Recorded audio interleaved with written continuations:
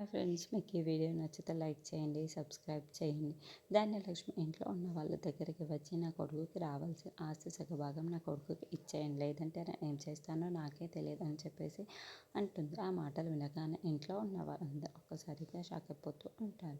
అక్కడ ఉన్న ధాన్యలక్ష్మి మాత్రం నేను దౌర్జన్యంగానే అడుగుతున్నాను, నా కొడుకు ఆస్తిని నాకు ఇచ్చేయండి, లేదంటే నేను ఏం చేస్తానో తెలుసా, ఇక్కడ ఈ ఇంట్లోనే ఉరి వేసుకొని మరీ చనిపోతాను అని చెప్పేసి అంటుంది. ఆ మాటలు వినగానే అక్కడున్న వాళ్ళందరూ ఒక్కసారిగా షాక్ అయిపోతారు.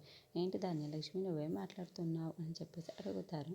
అక్కడ ఉన్న ధాన్యలక్ష్మి మాత్రం, అవును, నేను ఇంట్లో ఇక్కడే చనిపోతాను, మీరందరూ నా చావుకు కారణం అవుతారు అని చెప్పేసి అంటుంది. ఆ మాటలు వినగానే అక్కడున్న వాళ్ళ మామయ్య అయితే ఒక్కసారిగా షాక్ అయిపోయి అలా ఉండిపోతూ ఉంటారు. ఇంతలో అక్కడున్న ధాన్యలక్ష్మి మొత్తం ఉరివేసుకోవడానికి బయలుదేరుతూ ఉంటుంది.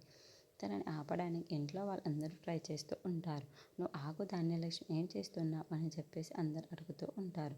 ఇంతలో కావ్య వాళ్ళ తాతయ్య దగ్గర కర్ర చేయి జారిపోతూ ఉంటుంది. అది చూడగానే అక్కడున్న సుభాష్, ఇంట్లో ఉన్న వాళ్ళందరూ ఒక్కసారిగా షాక్ అయిపోతూ ఉంటారు. అక్కడున్న వాళ్ళ కావ్య తాతయ్యకైతే నేలన పడి చాలా గుండెపోటుతో చాలా బాధపడుతూ ఉంటారు.